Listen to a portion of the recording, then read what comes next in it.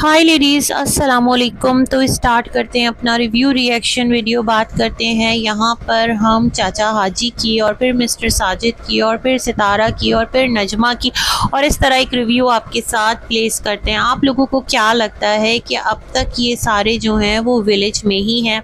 बहुत ज़्यादा पॉसिबल है ना कि ये लोग बैक टू इस्लामाबाद हो गए हों, है ना? ये वाली चीज़ मैं सोचती हूँ। और जो क्लिप्स हैं जो व्लॉग की शक्ल में हमें दिखाई जा रही हैं वो अपने अपने स्क्रिप्ट के अकॉर्डिंग, अपने अपने एक जॉइंट जो इन लोगों का डिस्कशन होता होगा उसके अकॉर्डिंग ऑडियंस को दिखाई जा रही है। एक बात मैं यहाँ पर कहना चाहती हूँ कि देखें, अगर हमारा जो दीन है ना, बहुत प्यारा दीन है, बहुत प्यारा दीन है इस्लाम, इसके अंदर माफ़ करने की फजीलत बहुत ज़्यादा है।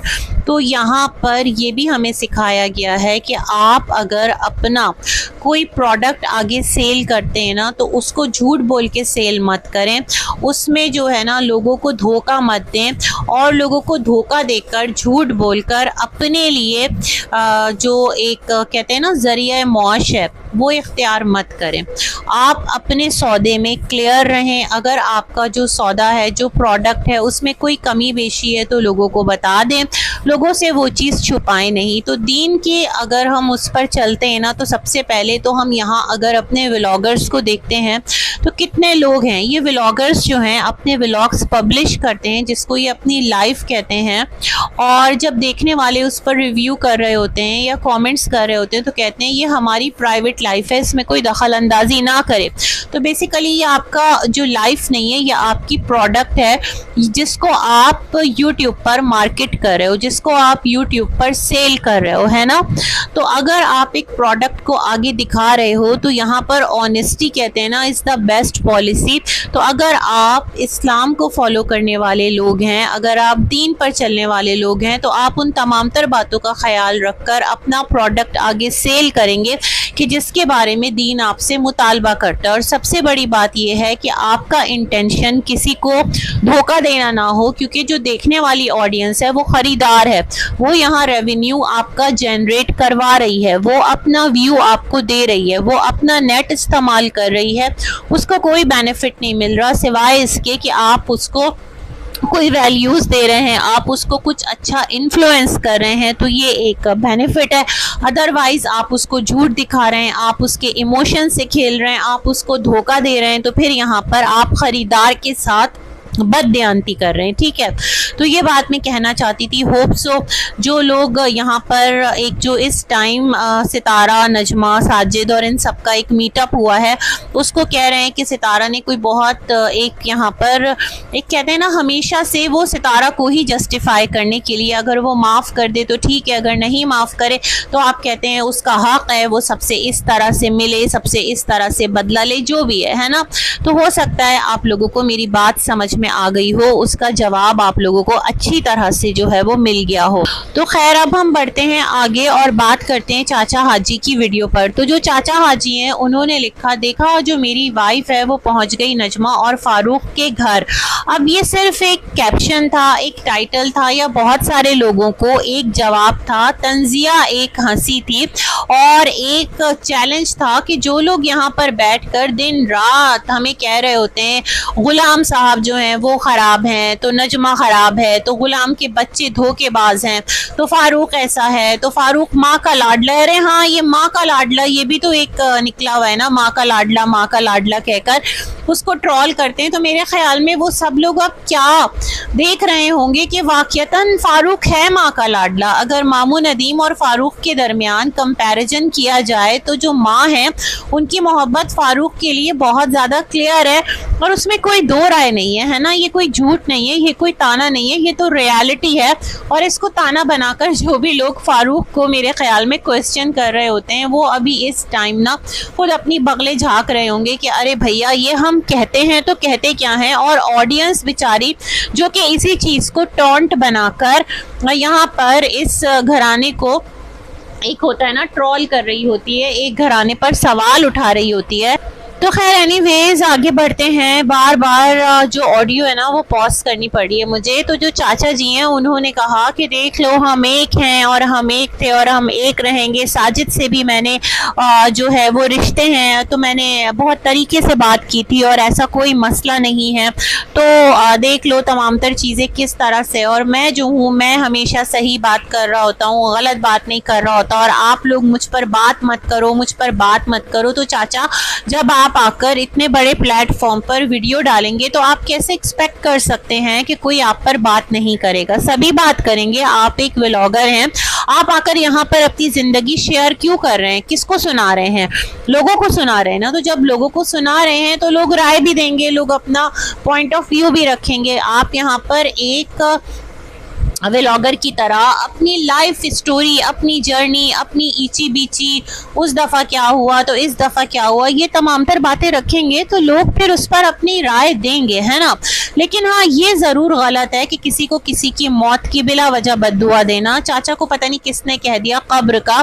तो चाचा ने कहा यहाँ तो 80-80 साल के जो बूढ़े हैं, अभी कोई 80 साल का है उसने शादी की है, मतलब अभी चाचा की उम्र ही क्या है। तो बुरी बात, ऐसी बातें नहीं करनी चाहिए जो भी ऐसी बातें कर रहा है। और चाचा ने कहा जो लफ्ज़ आप लोग मेरे लिए निकाल रहे हो तो आपके भी माँ बाप दादा दादी होंगे, तो बेहतर है उनके लिए ये अल्फाज निकाल लो। इन अदर वर्ड्स चाचा ने जवाब दे दिया। चाचा के जो अल्फाज है ना, ऐसा नहीं कि इनको बातें करना नहीं आती, इस पूरे घराने को ना इतनी ज़्यादा तरीके से पूरी बरादरी को बात करना आती है, इतनी जुमलेबाजियाँ आती हैं और वो कैप्शंस लगाना आते हैं कि हम आप शायद उस यूनिवर्सिटी के स्टूडेंट हैं जहाँ के ये लेक्चरर हैं या प्रोफेसर हैं। मतलब इतने ज़्यादा ये स्मार्ट ब्रेन और स्मार्ट एक अंदाजे गुफ्तगू रखने वाले लोग हैं। खैर चाचा के यही गिले शिकवे चलते रहे और कहते रहे एक दिन मैं और मेरी बीवी हम दोनों एक हो जाएंगे। भाई आप एक ही हैं, अपने अपने कुछ इख्तलाफात और अभी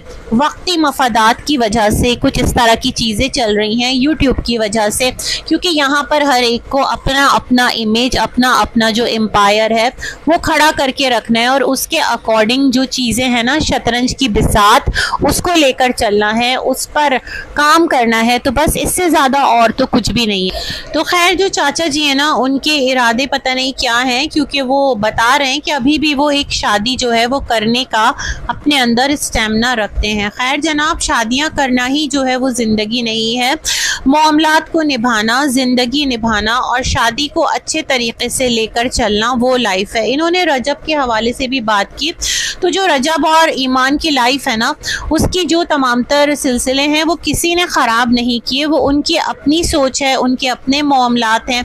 दोनों मियाँ बीवी किस तरह से जो शौहर की कुछ चीज़ें हैं वो गलत गई, किस तरह से जो बीवी है उसकी तरफ से कुछ कोताहियाँ अगर हुई, गो के शौहर के मुकाबले में कोई इतनी बड़ी बातें नहीं हैं जो ईमान की तरफ से आ रही हैं, लेकिन फिर भी चाचा उसको अपने एग्जाम्पल के साथ रिलेट कर रहे थे। खैर एनीवेज यहाँ से हम आगे बढ़ते हैं। तो मिस्टर साजिद का वीडियो आता है, अभी देखा है मैंने, और वो कहते हैं मेरे साथ कौन कौन गया। भाई आप जिसे कैमरे में दिखाएंगे हमें तो वही नज़र आएगा कि वही गया। गो के जो सितारा की वीडियो है उसके अंदर ऐसा लग रहा था जैसे फारूक जो है वो बच्ची को लेकर अकेले आया, लेकिन ऐसा नहीं था ना। तो अगर आप ये दिखाते हैं कि आप काशिफ को लेकर के गए हैं अपने साथ और कौन है, अम्मा है, तो बहुत पॉसिबल है सितारा उतर के खड़ी हो गई हो एक साइड पर जब आप वीडियो बना रहे हो, फिर सितारा जो है वो आकर बैठ गई हो जब आपने कैमरा ऑन किया हो, क्योंकि आगे जो है ना वो आपका जो जर्नी है वो म्यूटेड था। आप लोगों की बातचीत की आवाज़ें आ जाती ना, अदरवाइज़ तो आपकी आवाज़ ऑन रहती है व्लॉग की, लेकिन आगे जो आपका व्लॉग है वो म्यूट पर था, है ना। फिर आपने दिखाया एक जगह से आपने छोले मंगवाए, बहुत पॉसिबल है सितारा उतर के साइड में खड़ी हो गई। ये कौन सी मुश्किल बात है ना। और कौन सा इतनी दूर घर था कि जहां खाली अगर कार जा रही है तो उसमें अगर सितारा भी बैठ गई बातें करने और थोड़ा सा भाई के घर उतर गई, वहाँ भाई सज्जाद हैं उनके घर भी तो जाना था ना, उनके घर पहली उनकी बरसी थी। तो ये तमाम तर मामलात हैं। तो जितना आप हमें दिखा रहे हैं ना हम सिर्फ उतना देख रहे हैं। फिर आपने कहा हमें समा सट्टा जाना है बच्चियों को लाने, तो वहाँ से बच्चियाँ जो है वो आई, कैमरा पर जितना दिखाया हमने देख लिया। बहुत पॉसिबल है सितारा भी हो साथ में, है ना। ऐसे कैसे सितारा आपको काशिफ के साथ अकेले भेज देगी, है है ना। तो ये तमाम तर बातें बीच में आपने कहा था। तो खैर जी, जो बच्चियां हैं वो वापस होती हैं और फिर दिखाते हैं कि देखो तो मम्मा कैसे प्यार कर रही है आयत से, है ना। ये तमाम तर चीज़ें दिखाई जाती हैं। तो भाई सब कुछ स्क्रिप्टेड है, अब तो बहुत ज़्यादा क्लियर है।